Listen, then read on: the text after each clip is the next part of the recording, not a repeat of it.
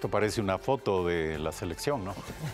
7 de la mañana, 36 minutos. Gracias, amigos televidentes, por seguirnos en todo el Ecuador y desde cualquier lugar del planeta a través de las redes sociales de Ecuador TV y Gamavisión. Ahora tenemos unos invitados verdaderamente de privilegio. Juan Francisco Aguinaga, ex seleccionado y profesor de fútbol, y el demoledor Carlos Tenorio, ex seleccionado nacional. Muchísimas gracias por estar aquí. También nos acompaña nuestro compañero, reconocido periodista deportivo, Jorge Valdeón, colega de fanático de la sección deportiva de los medios públicos. Gracias a todos por estar aquí. Ya comienza la gran fiesta universal del fútbol. Se dice que este es el mundial más caro de la historia. 14.000 millones de dólares está costando y va a repartir unos premios récord también entre aquellos que resulten los mejores, probablemente los 4 finalistas del mundial. Yo quisiera que volvamos al recuerdo, ese recuerdo que también nos servirá para pensar hacia el futuro, para mirar hacia el futuro, el recuerdo de aquella selección que nos llevó a tener tantas alegrías en 2 mundiales previos. Y para eso está aquí Carlos Tenorio. Querido Jorge, tú eres el dueño de la información. Gracias, y de las estadísticas. Gracias, muy gentil. Un abrazo para ustedes. Bienvenidos, Carlos y Juan Francisco. Siempre es un gusto que nos acompañen. Bueno, ¿cómo se vive esta previa, Carlos? ¿Cómo se vive el inicio de un mundial? El estar ahí, el ser parte de esta historia mundialista, un torneo en donde seguramente todos quieren estar, pero no todos pueden llegar, ¿no? Sí, primeramente, buenos días. Gracias por la apertura. Yo creo que estos son momentos, hay gente que está en el medio del fútbol, que se viven con una pasión diferente, ¿no? Yo creo que por eso es el nombre del mundial, que eso está en la vista de todo el mundo. Yo te digo que uno como jugador, y Juan lo sabe muy bien, hoy es la inauguración, pero uno como jugador, mientras no te toque jugar todavía, tú sigues relajado.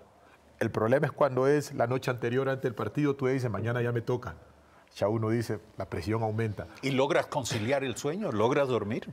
Sí, toca, pero ahí uno trata de distraerte un poco viendo televisión, pero es una ansiedad bastante grande, te digo, no es fácil manejar eso. Y más que todo sabiendo, cuando eres primerizo en esto, no es tan fácil.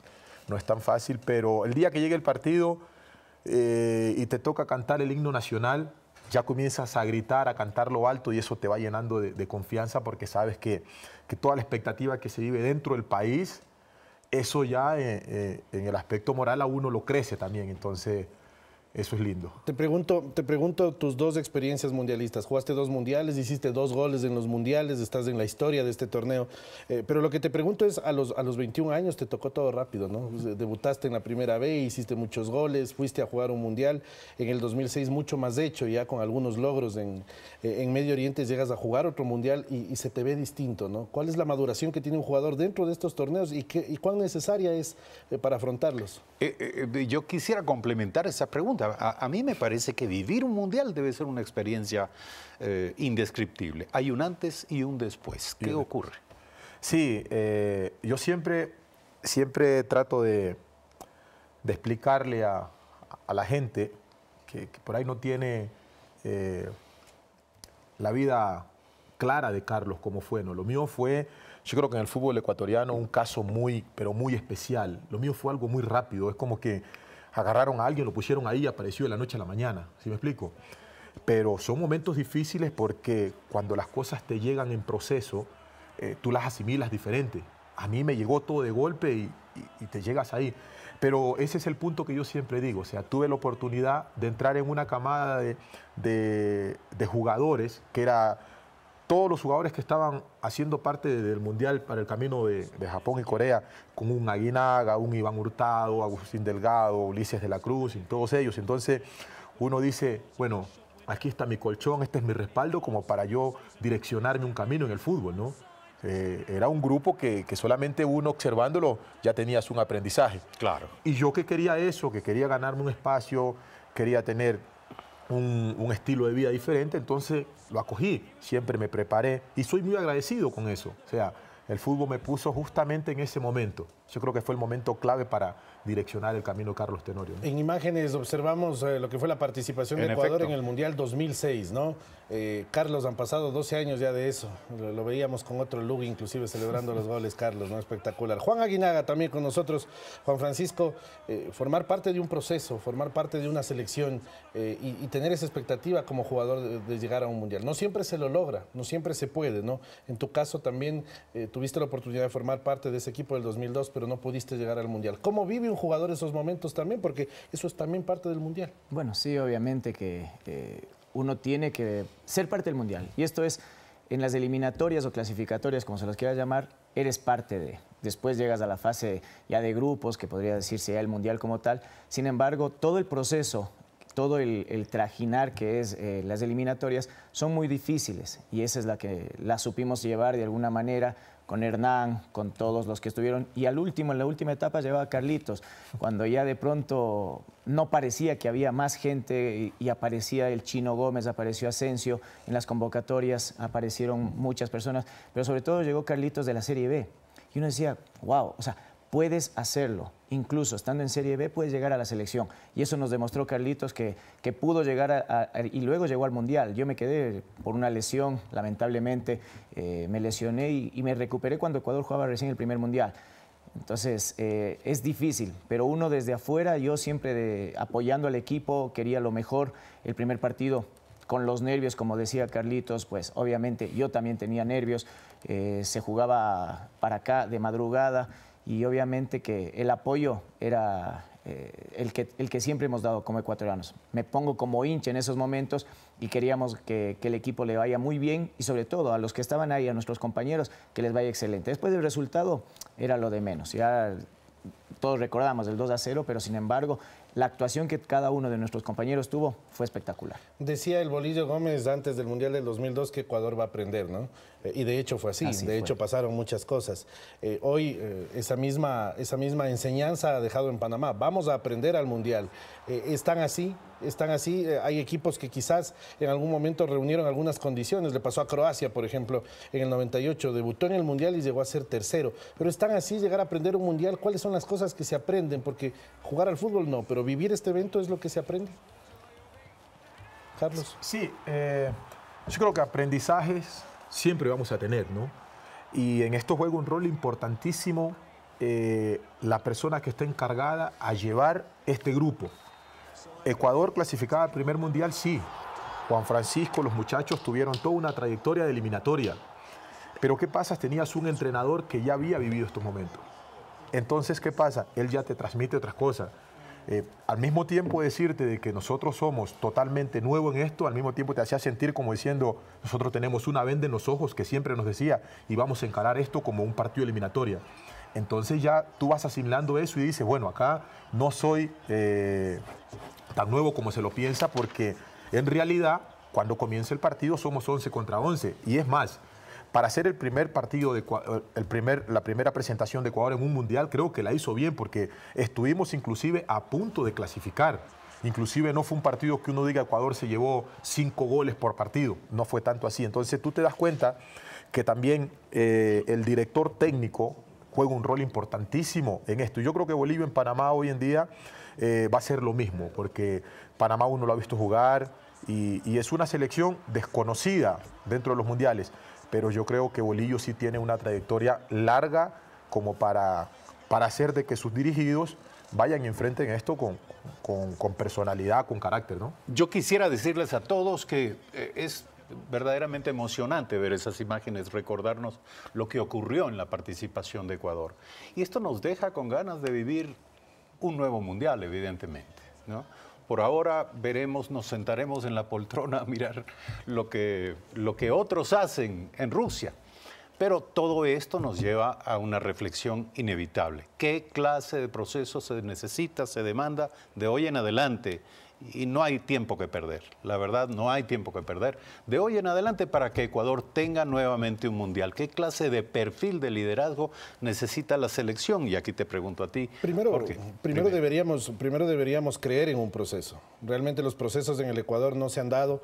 El proceso más largo con un entrenador en la selección absoluta ha sido el de Dusan Drašković, y no es tan extenso, ¿no? Estamos hablando de 5 años, del 88 al 93, y en esos 5 años Dusan hizo muchas cosas, ¿no? Trabajó mucho en lo formativo, por ejemplo, trabajó mucho en buscar a los jugadores idóneos para ciertas ideas que él traía. Mucha gente lo cuestionó por poner a Carlos Muñoz de carrilero, bueno, y después nos dimos cuenta de la importancia que tenía un carrilero, de todo lo que podía llegar a ser en el mundo del fútbol. Lo puso a Byron Tenorio y lo bajó de centro delantero a zaguero. Él creyó mucho en lo que él traía, en su conocimiento. Y creo que los procesos son importantes. Acaba de ganar Colombia los Juegos Sudamericanos. ¿Por qué los gana? Porque creyeron en un proceso, porque invirtieron, el Estado, la empresa privada, invirtieron en ellos. Acá en el fútbol es igual. Acá el fútbol tiene que dejar de ser una casualidad. Los jugadores se encuentran por casualidad. Los jugadores no nacen en su mayoría de un proceso desde los 10, 12 años. Los jugadores nacen por casualidad porque lo ven jugando en el barrio y dicen, bueno, a los 16 eres un buen jugador, ven, acude acá. Pero ese jugador tiene falencias, no solamente en la parte técnica, no sabe trabajar en táctica, ese momento hay que enseñarle. Esos jugadores llegan muchas veces con problemas de salud, con desnutrición, llegan con algunos inconvenientes que en ese momento, cuando ya tu cuerpo pide otra cosa, pide formación, pide que se pulan las partes importantes del fútbol, recién se tienen que comenzar a hacer. Entonces, el proceso tiene que ser desde abajo. Y hay una cosa también que hay que señalar. Dusan Drašković cuando llega acá no solo se fija en los jugadores, sino también en los entrenadores y empieza a formar a técnicos que puedan formar jugadores, porque ese es el punto. O sea, por más buenos jugadores que tengamos en el país, y de hecho lo tenemos, no hay un buen técnico, no hay alguien que pueda guiar y ahí queda un proceso. Y claro, llegas con las falencias necesarias a primera categoría y ¿quién tiene que corregir? El técnico que está en primera categoría. Y eso no es competencia del técnico. Entonces, se formó también técnicos preparados, profesionales, que llegaron también en algún momento a dirigir selecciones del Ecuador y esto pues obviamente hizo que Ecuador cambiara. No nos dejaron de pronto en el proceso a los técnicos ecuatorianos y de repente hubo nuevamente el cambio por la línea colombiana que nos llevó a los 2 mundiales, a los 3 mundiales. ¿Hay que seguir con esa línea? No necesariamente, tenemos ecuatorianos ya preparados, me incluyo, que me he preparado para justamente dirigir. Alex está preparado para dirigir, Paul Vélez está preparado para dirigir. Yo creo que tenemos gente preparada y que debemos darle oportunidad también. Y ahí viene lo que hay que hacer también, trabajar sobre la mentalidad del jugador. El jugador todavía está pensando que tiene que venir alguien de afuera para que te pueda dirigir de mejor manera. Y en eso estamos equivocados. Y ahí es donde hay que trabajar justamente desde las formativas y que lleguen a primera categoría teniendo un técnico ecuatoriano. Les quiero... Sí, por favor, adelante, Carlos. En esto, yo pienso que falta una planificación. Mira, yo creo que terminaron los procesos y no siempre el improvisar en el camino te da resultados, ¿no? Pero cuando tienes una planificación, tú tienes claro a dónde vas y a dónde quieres llegar. Entonces, lo que decías Valdión, lo que dice Juan, son cosas que Ecuador tiene que empezar a trabajar en esto, tener una planificación y a esto vamos a apuntar. Vamos a apuntar a un proceso con los jóvenes, entrenadores nacionales. Es eso, tiene que haber una planificación. Si no hay planificación, vamos a seguir improvisando y después cuando los fracasos llegan, que para mí en el fútbol la palabra fracaso a veces suena un poco fuerte, pero uno dice, bueno, tú comienzas una eliminatoria y no la terminas o no consigues el objetivo que es clasificar al Mundial, tú dices, bueno, no nos fue bien, como lo que pasó ahora. Entonces tú dices, Ecuador tenía una planificación, no sé si la tenía, porque si tú tienes una planificación, tarde o temprano, las cosas van a fluir solas. Entonces, si no tenemos una planificación, va a ser difícil. 7 de la mañana, 49 minutos, se nos agota el tiempo. 7 de la mañana con 50 minutos para concluir esta agradabilísima conversación.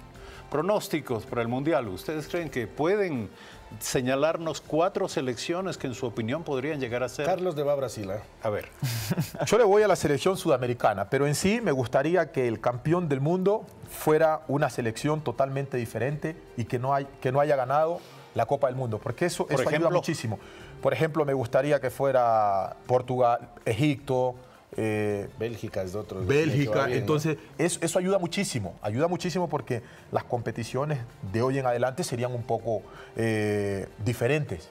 Habría más rivalidad, o sea, ya todos se prepararían y no siempre los favoritos. Sabemos que Brasil, Argentina, Alemania, Francia, claro, siempre están ahí. jugando muy bien. Imagínate si llega a ganar el Mundial un Bélgica, un Egipto, yo creo que eso sería también motivación para todos. Revolucionario. Claro. Sí. Yo siempre he querido que gane un equipo africano.